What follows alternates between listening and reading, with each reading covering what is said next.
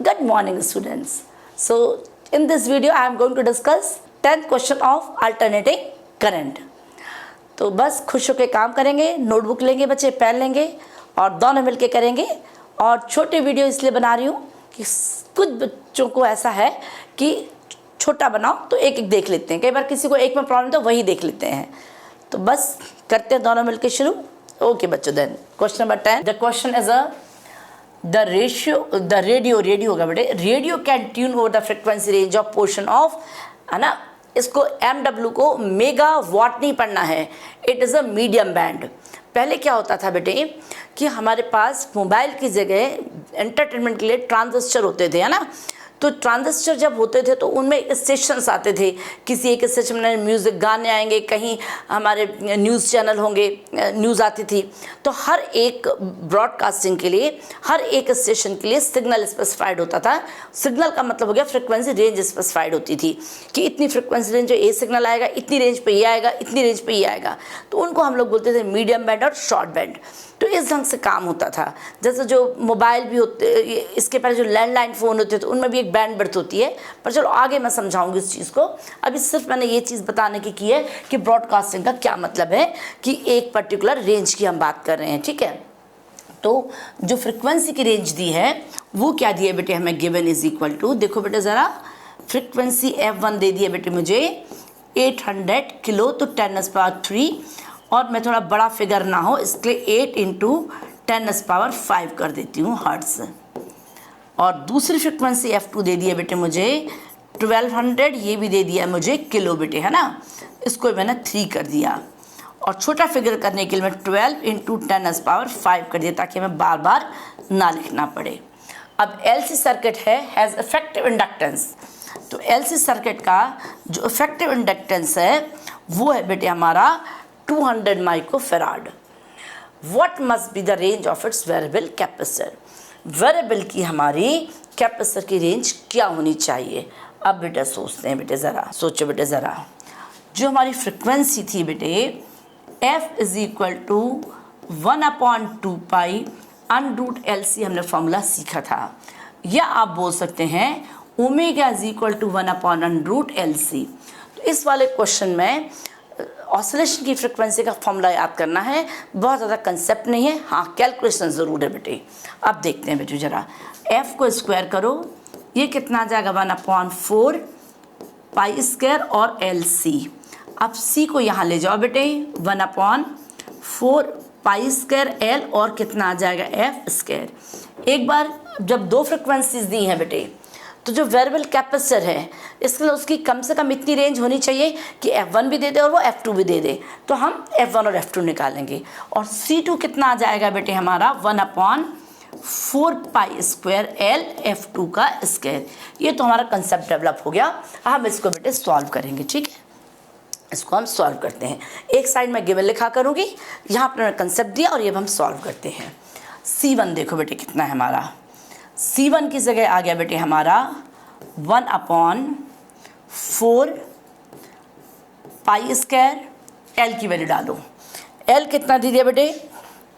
अब इसको भी मैं चाहूँ तो यहीं पर 200 × 10⁻⁶, मतलब 2 × 10⁻, 2 0 यहाँ कम हो जाएंगे, -4 पुट कर देती हूँ ताकि थोड़ा आसान हो जाए।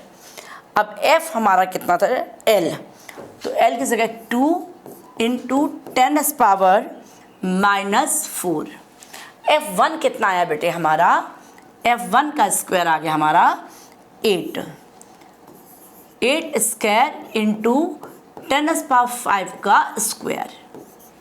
अब कर लेते हैं बेटे हम, यहाँ पर जो π² है बेटे कैलकुलेशन के लिए मैं हमेशा 10 ले लेती हूँ। आपको पता है कि जो पाई की वैल्यू है वो 3.14 होती है। जब हम इसको स्क्वायर करते हैं ना बेटा तो इसकी वैल्यू 9.8 निकलती है, पर हमने कैलकुलेशन के लिए 10 ले लिया और ज़्यादा फर्क पड़ने वाला नहीं है। ये 2 आ जाएगा और ये 10⁻⁻4 और 64 और 10⁻10। सबसे पहले पावर सॉल्व करेंगे बेटे, इस 4 की पावर हो गई, ये 10⁻ कितना बच गया मेरा +6। अब +6 ऊपर कर देते हैं तो ये बन जाएगा 10⁻⁻6। पर अभी भी बेटू माइक्रो में आंसर तो आ गया, बट यहाँ पर 64 है, 2 है, 10 है और 4 है, काफ़ी सारे नंबर जो काटने बाकी हैं। तो मैं यहाँ पर 1000 से मल्टीप्लाई कर देती हूँ, 2 बार 1000 से मल्टीप्लाई किया, मतलब 1 2 3 4 5 6 पावर, और पावर 6 से ही मैंने क्या कर दिया बेटे, डिवाइड कर दिया। पावर 6 से ही मैंने क्या कर दिया, डिवाइड। अब देखो बेटे ज़रा क्या आ गया, एक तो 0 ये चला जाएगा बेटे हमारा, फिर इसके बाद कितना आया बेटे हमारा, 4 से हमारा चला जाएगा 25। मैं एक्चुअली इस 1000 को नहीं छेड़ना चाह रही, क्योंकि जो भी फिगर आएगा उसको हम क्या कर देंगे, मल्टीप्लाई कर लेंगे, एक ही फिगर को छेड़ेंगे बेटे हम, ठीक है।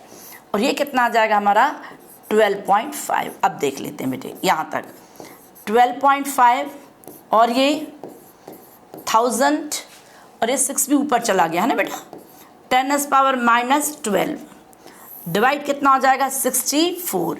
अब 12.5 और 64 तो ये तो बड़ा है ना बेटा, तो इसको और क्या लिख लेंगे बेटे, आपने 2 0 और यहाँ ले जाओ, 1250/64, और ये आ जाएगा 10, और ये आ जाएगा 10⁻⁻12। तो 10⁻12 को तो हम क्या लिख देंगे, पिको। क्या लिख देंगे, पिको। अब बात किस करें, सी की, तो यूनिट क्या आ जाएगी, पिको फैराड। बार बार लिखने की ज़रूरत नहीं है। अब एक ही कैलकुलेशन बची है हमारी, देखो बेटे, अब 1250 को 64 से, अब 64 6 2 तो 12 होगा, बट 1 से ही करना पड़ेगा बेटे मुझे, है ना। ये कितना आ जाएगा हमारा 64, तो 1 आ जाएगा और 6 आ गया। देखो बिल्कुल 64 था, 61 आ गया, 0 आ गया, तो 9 से चला जाएगा। 9 4 36 एंड 9 54, 54 और 3 57। 1 0 यहाँ करोगे कितना आ जाएगा बेटे हमारा 4, और ये आ गया 10 3, ये आ जाएगा 3, और ये 0। अब 64 से 64 5 तक चला जाएगा बेटे, है ना, 5 किया। अब यहाँ पर पॉइंट आएगा, है ना बेटे, तो कितना है बेटे हमारा 19.5 मल्टीप्लाई 10 पिकोफेराड। 10 को हम मल्टीप्लाई कर दो, कितना आ जाएगा 195 पिकोफेराड। 195 बेटे, कई बार ना आंसर में यहाँ भी लिख देती हूँ बेटे, है ना। C1 का आंसर कहाँ आ गया बेटे हमारा, C1 is equal to 195 picofarad. अब आप लोग को रिलेशन अच्छे से मालूम है बेटे, क्या था, माइक्रो मतलब क्या होता है बेटे हमारा, जहाँ माइक्रो लिखा होता है वो 10⁻⁻6, और स्मॉल p होता है बेटे पिको के लिए 10⁻⁻12। क्लियर बेटे बात। C1 तो आ गया। अब नेक्स्ट कितना निकालना बेटे हमने, C2। मैं रब करके नेक्स्ट उसमें करती हूँ बेटे, है ना, ताकि साफ रहे काम। Next is a C2। Formula बच्चों को पता है, C2 इज इक्वल टू, अभी लिखा था 1/4 पाई स्क्वायर और f स्क्वायर और L था। वैल्यूज पुट कर दो बेटे सारी। 1/4 पाई स्क्वायर 10 बता दिया, f की फ्रिक्वेंसी की थी 12, कैसे करके बता दी थी मैंने, 12 10⁻5 का स्क्वायर, और L कितना बताया था 200। 200 को कैसे लिख दिया था, 2 × 10⁻⁻4।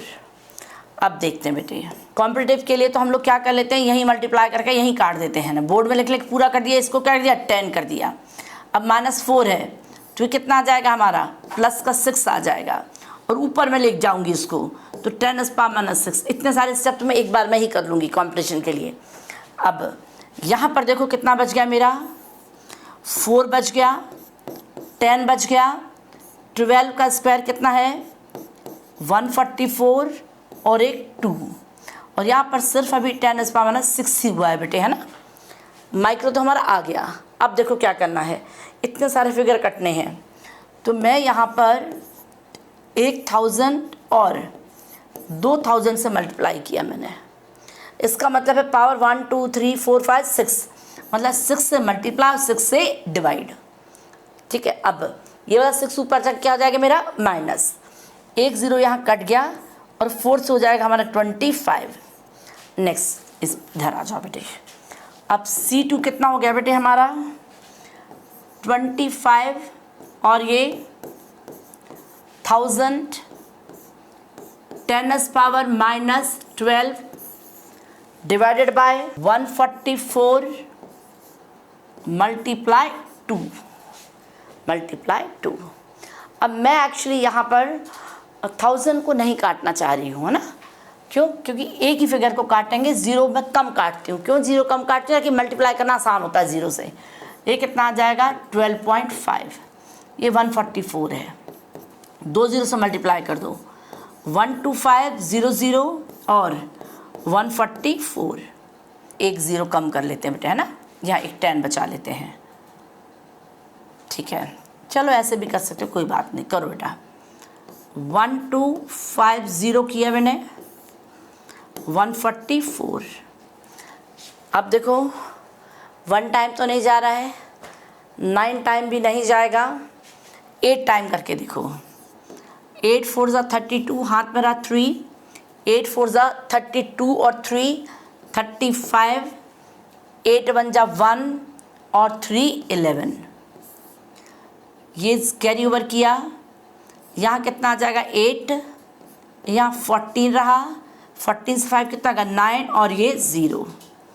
अब एक 0, ठीक है, 125.0, 144 है, कितने टाइम जाएगा 14 5 जा तो 70 हो जाता है।